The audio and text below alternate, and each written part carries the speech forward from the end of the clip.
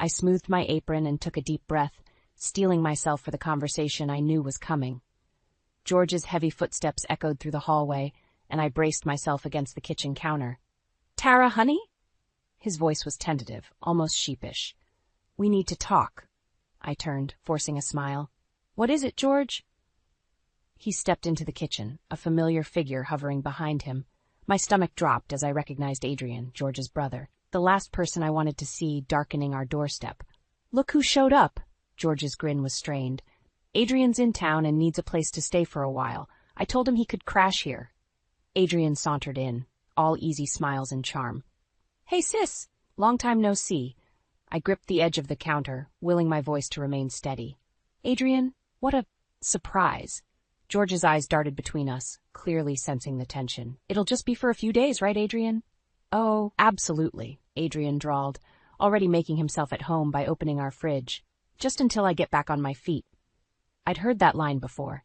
The last time Adrian had stayed with us, those few days had stretched into months of chaos and drained bank accounts. "George, can I speak to you privately for a moment?" I managed through gritted teeth. We stepped into the hallway and I hissed, "What were you thinking?" "You know how I feel about Adrian staying here." George ran a hand through his thinning hair. I know, but he's family, Tara. We can't just turn him away." "Can't we?" I crossed my arms. "After everything that happened last time?" Before George could respond, a small voice piped up from the stairs. "Dad, who's that man in the kitchen?" We both turned to see our son, Ethan, peering down at us with wide eyes. George's face softened. "That's your Uncle Adrian, buddy. He's going to be staying with us for a little while." Ethan's brow furrowed. "Is that why you and Mom are fighting?" "We're not fighting, sweetie," I said quickly, shooting George a pointed look. "We're just discussing things. Why don't you go say hello to your uncle?" As Ethan padded into the kitchen, I turned back to George. "This isn't over. We need to set some ground rules." George nodded, looking relieved to postpone the argument. We rejoined the others in the kitchen, where Adrian was regaling Ethan with some far-fetched tale. "And that's how I wrestled an alligator in Florida," Adrian finished with a flourish. Ethan's eyes were as big as saucers. "Wow, Uncle Adrian, you're so cool." I felt a pang of worry. Adrian had always been able to charm Ethan, and I feared the influence he might have on our impressionable son. "All right, Ethan," I said, perhaps a bit too sharply. "Time to get ready for bed. Say goodnight to everyone." As Ethan trudged upstairs, Adrian turned to us with that infuriating grin. "So, where am I bunking?" George glanced at me nervously. We thought the guest room would be." "Actually," I interrupted, an idea forming, "the guest room is being repainted. You'll have to take the pull-out couch in the basement." Adrian's smile faltered for just a moment. "Oh, well, that's fine. I'm not picky." As George showed Adrian downstairs, I allowed myself a small, vindictive smile. It wasn't much, but it was a start. Later that night, as George and I lay in bed, I couldn't shake the feeling of unease that had settled over me. "George," I whispered, "promise me this won't be like last time." He rolled over, wrapping an arm around me. "I promise, Tara. It'll be different this time." But as I drifted off to sleep, I couldn't help but wonder if I was naive to believe him. Little did I know, Adrian's arrival was just the beginning of a storm that would threaten to tear our family apart. A week into Adrian's stay, and our once peaceful home had become a minefield of tension. I stood at the kitchen sink, scrubbing dishes with more force than necessary, when George stumbled in, bleary-eyed and reeking of cigarette smoke. "Morning, honey," he mumbled, reaching for the coffee pot. I bit back a sharp retort. "It's 2 p.m, George. Where have you been?" He shrugged, avoiding my gaze. "Just catching up with Adrian. Lost track of time." "Lost track of time?" I echoed, disbelief coloring my voice. "You missed Ethan's soccer game. He was crushed when you didn't show up." George's face fell. "Oh, God, I completely forgot. Is he?" "He's in his room," I cut him off, probably still crying. Guilt flashed across George's face, but before he could respond, Adrian sauntered into the kitchen, looking far too chipper for someone who'd been out all night. "Hey, family," he announced, clapping George on the back. "Who's up for a barbecue? My treat." I slammed a plate down, making both men jump. "A barbecue? Are you kidding me? You two have been out God knows where all night, and now you want to play happy families?" Adrian held up his hands. that infuriating smirk still on his face. "Whoa, sis. Calm down. We were just having a little fun." "Don't call me sis," I snapped. "And don't tell me to calm down. This isn't a frat house, Adrian. We have responsibilities here." George stepped between us, ever the peacemaker. "Tara, honey, let's not fight. I'll go talk to Ethan, okay?" As George headed upstairs, Adrian leaned against the counter, eyeing me. "You know, Tara, you really need to loosen up. All this stress can't be good for you." I whirled on him, dish towel clenched in my fist. "What I need is for you to stop disrupting our lives. When are you planning on leaving exactly?" Adrian's smile faltered for a moment. Soon. Just need to get a few things sorted out first." "What things?" I pressed, suspicion gnawing at me. "What are you really doing here, Adrian?" Before he could answer, a crash from upstairs made us both jump. I raced up the stairs, Adrian close behind, to find George standing in Ethan's doorway looking shell-shocked. Ethan's room was a disaster. Books and toys were strewn everywhere, and in the center of it all stood our son, red-faced and trembling with anger. "I hate you," Ethan screamed at George. "You're never here anymore. You're always with him." He pointed accusingly at Adrian. I pushed past George, kneeling in front of Ethan. "Sweetie, calm down. Let's talk about this." But Ethan was inconsolable. "No! I want Dad to go away. I want Uncle Adrian to go away. I hate them both." George looked stricken. "Son, I'm so sorry. I didn't mean to." "Get out," Ethan yelled, hurling a toy car that narrowly missed George's head. I turned to George and Adrian, my voice low and dangerous. "You, downstairs, now." In the living room, I faced the two men, fury simmering just beneath the surface. "This ends now. I want answers. What's really going on here?" George and Adrian exchanged a look that sent chills down my spine. "Tara," George began, his voice trembling, "there's something we need to tell you." Adrian cut in, his usual bravado gone. "It's not as bad as it seems, I swear. We just got into a bit of trouble, that's all." "What kind of trouble?" I demanded, dread pooling in my stomach. George took a deep breath. We owe some people money. A lot of money." The room seemed to spin around me. "How much?" The number George whispered made my knees weak. I sank onto the couch, my mind reeling. "How?" I managed to choke out. "How did this happen?" As Adrian launched into an explanation about bad investments and unlucky bets, I caught sight of something that made my blood run cold. Peeking out of Adrian's jacket pocket was a pawnshop receipt. In that moment, I knew. This was just the tip of the iceberg, and our family was headed for a storm that threatened to tear us apart. The pawnshop receipt burned a hole in my mind. I couldn't shake the feeling that George and Adrian were hiding something far worse than they'd admitted. Over the next few days, I kept my eyes and ears open, determined to uncover the truth. It was a quiet Tuesday afternoon when I first noticed the hushed phone calls. George's voice drifted from his study, tense and urgent. "We need more time," he hissed. "Just a few more days, I swear we'll have it." I crept closer to the door, straining to hear. "No, don't do that," George pleaded. "We'll figure something out. Adrian's working on it." My heart raced. Who was he talking to? What did Adrian have to do with it? The conversation ended abruptly, and I barely had time to retreat before George emerged, looking haggard and pale. "Everything okay?" I asked, trying to keep my voice casual. He jumped, startled. "Oh, Tara. Yeah, just work stuff. Nothing to worry about." But the tremor in his hands told a different story. That night, I lay awake, listening to George toss and turn beside me. Around midnight, his phone buzzed. He slipped out of bed thinking I was asleep and crept downstairs. I followed, silent as a shadow, and watched from the top of the stairs as he met Adrian in the kitchen. "We're running out of time," George whispered urgently. "They're getting impatient." Adrian ran a hand through his hair. I know, but I've got a plan. There's this guy I know. He can get us the money." But what?" George pressed. Adrian hesitated. "It's not exactly legal, George. We'd be taking a big risk." My blood ran cold. What had they gotten themselves into? George paced the kitchen. "I don't know, Adrian. If we get caught—" "We won't," Adrian assured him. "Trust me, brother, it's our only way out of this mess." I'd heard enough. I stepped into the kitchen, making both men jump. "What mess?" I demanded, "and don't you dare lie to me again." George's face crumpled. "Tara, we—" But Adrian cut him off. "It's nothing for you to worry about, sis. Just a little financial hiccup. We've got it under control." I rounded on him, fury rising. Don't patronize me, Adrian. I heard enough to know you're in serious trouble. What have you done? The brothers exchanged a look of panic. Tara, please, George begged. We can't talk about this now. It's complicated. Complicated? I laughed bitterly. You're discussing illegal activities in our kitchen at midnight. I think I deserve some answers.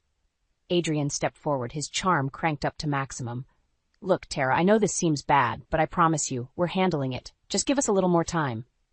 I shook my head, disgusted. Time for what? To drag George deeper into whatever hole you've dug? To risk our family's future on one of your schemes? George reached for me, but I pulled away. Don't touch me. I want the truth now. All of it. The silence stretched between us, thick with tension. Finally, George spoke, his voice barely above a whisper. We owe money to some dangerous people, Tara. A lot of money, and if we don't pay soon... He trailed off, but the implication was clear. I felt the ground shift beneath my feet. How much? When George named the figure, I thought I might faint. How? I gasped. How is that even possible? Adrian stepped in. It started small, just a few bets here and there, but then we tried to win it back, and things escalated. I turned to George, tears stinging my eyes. You promised me you'd stopped gambling. You swore to me, George. He couldn't meet my gaze. I'm sorry, Tara. I never meant for it to go this far. As the full weight of their deception crashed over me, a horrible thought occurred to me. The pawn shop receipt, I said slowly. What did you sell? The guilty look that passed between them confirmed my worst fears. What did you sell? I repeated, my voice rising.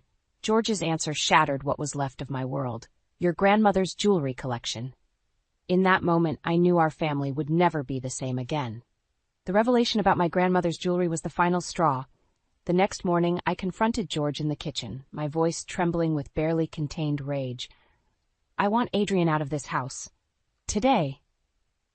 George's eyes widened. Tara, please. We can't just throw him out. He's family. Family? I spat. Family doesn't steal from each other. Family doesn't lie and gamble away our future. Adrian chose that moment to saunter in, oblivious to the tension. Morning, folks. What's for breakfast? I whirled on him. Nothing. Pack your bags. You're leaving. Adrian's smirk faltered. Come on, sis. Don't be like that.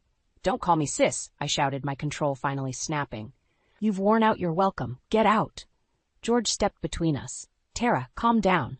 We can work this out. Work what out?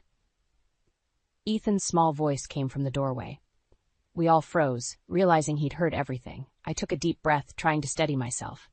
Ethan, honey, go back to your room. Mom and Dad need to talk. But Ethan stood his ground, his eyes darting between us. Are you fighting because of Uncle Adrian? The silence that followed was deafening. George knelt down, reaching for Ethan. Son, it's complicated, grown-up stuff. Ethan jerked away. Stop treating me like a baby. I know something's wrong. You're always arguing, and Dad's never home anymore. My heart broke seeing the pain in my son's eyes. I shot a venomous glare at George and Adrian. See what you've done? Your selfish actions are tearing this family apart. George looked stricken. Ethan, I'm so sorry. I never meant for any of this to happen. Adrian, for once, seemed at a loss for words. I made a decision then and there. Ethan, go pack a bag. We're going to stay with Grandma for a while. What? George exclaimed. Tara, you can't just leave. I stood my ground. Watch me. I won't let you two drag us down with you. Ethan and I are leaving until you sort out this mess. As Ethan ran upstairs, George grabbed my arm. Please, don't do this. We can fix this together. I yanked my arm away. Fix it? How, George? By selling more of our belongings? By getting involved in something illegal? Adrian stepped forward. Tara, listen. I have a plan that could solve everything. No, I cut him off. I don't want to hear any more of your plans. They're what got us into this mess in the first place. George's face crumpled. What about our marriage, our family? I felt a twinge of guilt, but steeled myself. You should have thought about that before you lied to me, before you gambled away our savings and pawned my grandmother's jewelry. Ethan came back downstairs, dragging his backpack. His eyes were red-rimmed, but he looked determined. I took his hand. Come on, sweetie, let's go. As we headed for the door, George made one last plea. Tara, please, don't leave. I love you. I paused, my hand on the doorknob. Without turning around, I said, if you love us, you'll fix this, and when you do, maybe we can talk about coming home. With that, I walked out, Ethan's small hand in mine. As we drove away, I caught a glimpse of George and Adrian in the rearview mirror, standing in the doorway looking lost. My heart ached, but I knew I was doing the right thing. This separation might be the wake-up call George needed to break free from Adrian's influence and make things right. As we pulled up to my mother's house, Ethan looked up at me. "Mom, are we going to be okay?" I squeezed his hand, forcing a smile. "We will be, sweetie. We will be." But as I knocked on my mother's door, I couldn't shake the feeling that this was just the beginning of a long and painful journey. Whatever came next, I knew our family would never be the same again. 2 weeks at my mother's house had done little to soothe the ache in my heart. Ethan was withdrawn, spending most of his time glued to his video games. I'd barely spoken to George, aside from terse text messages about bills and Ethan's school schedule. It was a crisp autumn evening when I decided to swing by our house to pick up some more clothes for Ethan. As I pulled into the driveway, I noticed something odd. My car was missing. Heart racing, I fumbled for my keys and burst through the front door. "George?" I called out. No answer. The house was eerily quiet. I climbed the stairs, a sense of dread growing with each step. In our bedroom, dresser drawers hung open, clothes strewn about. George's closet was half empty. My hands shaking, I dialed George's number. Straight to voicemail. "Where the hell are you?" I hissed into the phone. "Call me back. Now." As I paced the room, my eye caught on something poking out from under the bed. I knelt down and pulled out a crumpled piece of paper. It was a receipt from a pawn shop, dated just 2 days ago. The item description made my blood run cold. Antique silver tea set. My grandmother's tea set. The one she'd left me in her will. The one I'd been saving for Ethan's wedding day. Fury and panic warred inside me. I stormed down to the basement, praying I was wrong. But when I threw open the storage closet, my worst fears were confirmed. The carefully packed box containing my most precious family heirlooms was gone. I sank to the floor, my mind reeling. How could George do this? How far had he fallen? My phone buzzed, startling me. A text from an unknown number. "Meet us at Riverside Park, 1 hour. Come alone or deal's off." My heart pounded. What deal? What had George and Adrian gotten themselves into? I knew I should call the police, but fear for George's safety held me back. Whatever trouble he was in, I couldn't bear the thought of him getting hurt, or worse. With trembling hands, I texted my mother, asking her to keep Ethan overnight. Then I got in my mother's borrowed car and drove to the park, my mind racing with possibilities, each worse than the last. The park was deserted when I arrived, shadows lengthening in the fading light. I clutched my phone, ready to dial 911 at a moment's notice. A figure emerged from behind a tree. George. He looked haggard, his eyes darting nervously. "Tara," he breathed. "You came." "Where's my car, George? And my grandmother's tea set?" I demanded. He flinched. "I'm so sorry, we needed the money, but it's going to be okay now. Adrian's got a plan." "A plan?" I cut him off. "Like all his other brilliant plans that got us into this mess?" George grabbed my arms, his eyes pleading. "You don't understand. These people, they're dangerous, if we don't pay them back." A twig snapped behind me. I whirled around to see Adrian approaching, flanked by 2 burly men I didn't recognize. Well, well," Adrian drawled. "The gang's all here." One of the men stepped forward, his hand ominously inside his jacket. "You got our money?" George paled. We're working on it. Just a little more time." The man's face hardened. "Time's up. You know the consequences." In that moment, everything became crystal clear. This wasn't just about gambling debts or pawned heirlooms. My family was in real danger. I stepped between George and the men, my voice steadier than I felt. "How much?" The man named a figure that made my stomach lurch. I took a deep breath, weighing our options. We could run, but for how long? We could go to the police, but would that put us in even more danger? Or I could make one last desperate move to save my family. "I have a proposition for you," I said, meeting the man's cold gaze. "One that will get you your money and keep my family safe." As all eyes turned to me, I silently prayed I wasn't making the biggest mistake of my life. My heart pounded as I crept up the attic stairs, following the muffled voices that had woken me in the dead of night. I'd returned home yesterday against my better judgment, after George had tearfully promised things would change. Now, as I reached the top of the stairs, I realized how foolish I'd been to believe him. The attic door was ajar, a sliver of light spilling out. I peered through the crack, my blood turning to ice at the sight before me. George and Adrian were hunched over a large box, my grandmother's antique collection spread out around them. They spoke in hushed, urgent tones. "This should cover at least half," Adrian muttered, holding up a delicate porcelain figurine. George nodded, his face a mask of guilt and desperation. "What about the rest? They won't wait much longer, Adrian." "We'll figure it out," Adrian assured him. "We always do." I couldn't contain myself any longer. I burst through the door, startling them both. "What the hell do you think you're doing?" They jumped apart, guilt written all over their faces. George looked like he might be sick. "Tara, I can explain." "Explain what?" I snarled, snatching the figurine from Adrian's hand. "How you're stealing my family heirlooms to pay off your gambling debts." Adrian stepped forward, hands raised placatingly. "Now, Tara, let's not overreact. We're just borrowing them for a bit. Once we get back on our feet." "Shut up," I shouted, rounding on him. "This is all your fault. You show up here, drag George back into your schemes, and now you're robbing me blind." George reached for me, his eyes pleading. "Honey, please, we didn't have a choice. These people, they're dangerous if we don't pay them." "So this is your solution?" I gestured wildly at the scattered antiques. "Stealing from your own family?" A small voice from behind me made us all freeze. "Mom? Dad? What's going on?" Ethan stood in the doorway, his eyes wide with fear and confusion. The sight of him, so small and vulnerable, broke something inside me. I turned back to George and Adrian, my voice low and dangerous. "You have until morning to get these things back where they belong, and then you're both leaving, for good." George blanched. "Tara, please, where will we go?" "That's not my problem anymore," I said coldly. "You made your choice." As I ushered Ethan back to his room, trying to soothe his questions and fears, I heard frantic whispers from the attic. I knew in my gut that this wasn't over. The next morning, I woke early, determined to see George and Adrian out. But as I descended the stairs, an eerie silence greeted me. The house felt empty. With growing dread, I checked the attic. The box of antiques was gone. So were George and Adrian. I raced to our bedroom, yanking open drawers and closets. George's things were missing. On the bed lay a hastily scrawled note.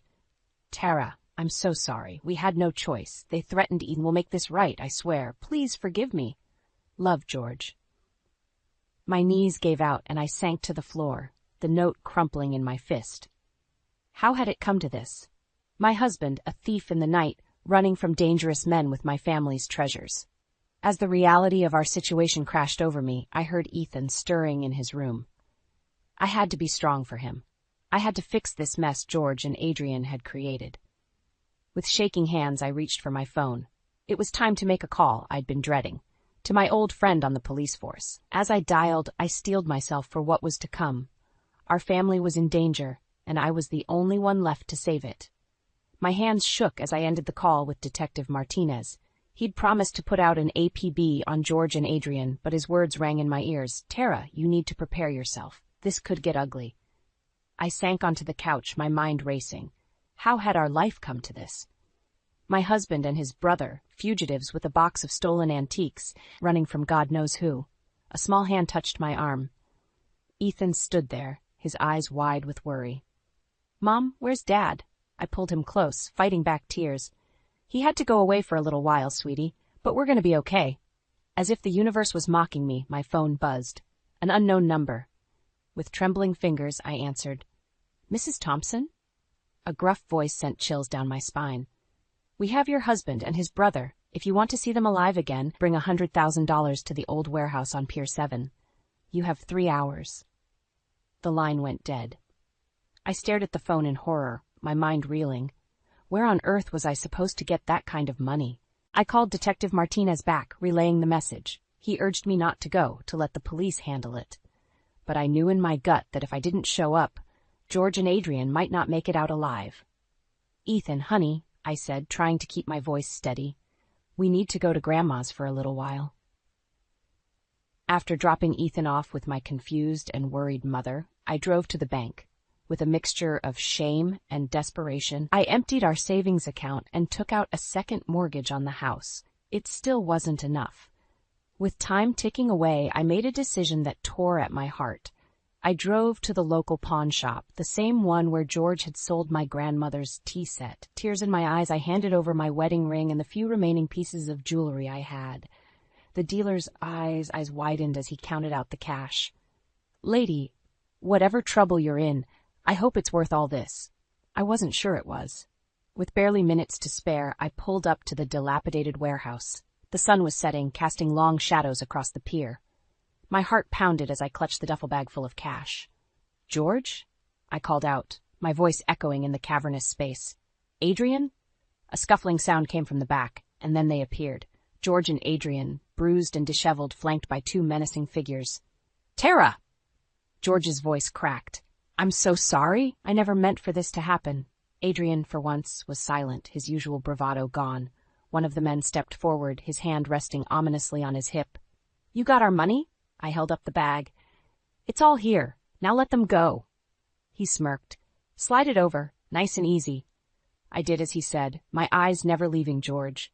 As soon as the man had the bag, he nodded to his partner. They shoved George and Adrian towards me. "Pleasure doing business with you, Mrs. Thompson," the man sneered. "Let's hope your husband learns to pay his debts on time from now on." As they retreated into the shadows, I finally let out the breath I'd been holding. George stumbled towards me, reaching out. "Tara, I stepped back, my voice ice cold. Don't you dare touch me." Adrian piped up. "Sis, we can explain." "Shut up," I exploded, years of frustration and anger pouring out. "You've ruined everything. Our savings, our home, our family. All for what? Your pathetic gambling addiction?" George fell to his knees, sobbing. "Please, Tara, I'll do anything. Just don't leave me." I looked at him, this broken shell of the man I'd married, and felt nothing but a cold, hard resolve. "It's too late, George," I said quietly. "You've made your choice. Now I'm making mine." As I turned to walk away, leaving them both on that dark, lonely pier, I realized that this was just the beginning. The real fight to reclaim my life, my dignity, and my family's future was only just beginning. The morning after the warehouse confrontation, I sat at our kitchen table, a cup of cold coffee in front of me. George slept fitfully on the couch, having begged to come home. Adrian was gone, disappeared into the night like the coward he was. When George finally stirred, I was ready. "We need to talk," I said, my voice steady and cold. He nodded, eyes bloodshot and full of shame. "Tara, I held up a hand, silencing him. "No, you listen. If you ever want to be part of this family again, this is how it's going to be." I laid out my terms. Adrian was never to set foot in our house again. George would attend Gamblers Anonymous and therapy. Every penny of our savings and my heirlooms would be accounted for and replaced.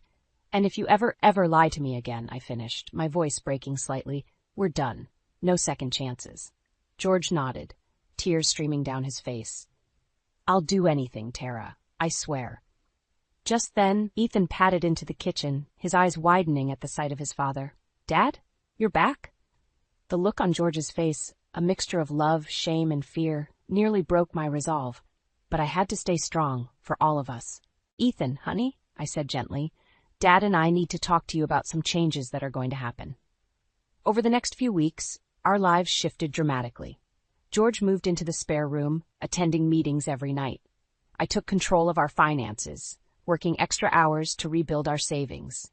Ethan, my brave, perceptive boy, seemed to understand more than we gave him credit for. One night, as I tucked him in, he asked, "Mom, is Dad going to be okay?"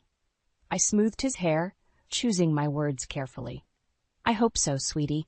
He's trying very hard to make things right." Ethan nodded solemnly. "I'm glad you made him stop hanging out with Uncle Adrian. He wasn't very nice." My heart swelled with pride and sadness. "You're right, honey. Sometimes we have to make tough choices to protect our family." As the months passed, I watched George struggle and grow. He threw himself into his recovery, taking on extra work to repay our debts. Slowly, painfully, we began to rebuild trust. One evening, as we sat on the porch watching Ethan play in the yard, George turned to me, his eyes clear and earnest. "Tara," he said softly, "I know I can never undo the hurt I've caused, but I want you to know how grateful I am for this second chance. You and Ethan, you're my whole world." I felt a flicker of the old warmth in my chest. "I know, George. We're getting there, one day at a time." As the sun set, casting a golden glow over our little family, I realized something profound. The crisis that had nearly torn us apart had also given me strength I never knew I possessed. I had stood my ground, protected my son, and fought for our future. Ethan's laughter rang out as George chased him around the yard, their bond slowly mending. I smiled, feeling a sense of peace I hadn't known in months. Our family wasn't perfect. We had a long road ahead, full of challenges and hard work, but we were together, stronger for having weathered the storm. As I watched my two boys, I made a silent vow. No matter what life threw at us next, I would face it head on. I had found my voice, my strength, and I would never let anyone, not Adrian, not George, not anyone, threaten our happiness again. The old Tara, the one who had let others make decisions for her, was gone. In her place stood a woman who knew her worth, who would fight tooth and nail for her family's well-being. And as the first stars appeared in the twilight sky, I felt a surge of hope for our future. We had been tested, nearly broken, but we had survived. Whatever came next, we would face it together, one day at a time.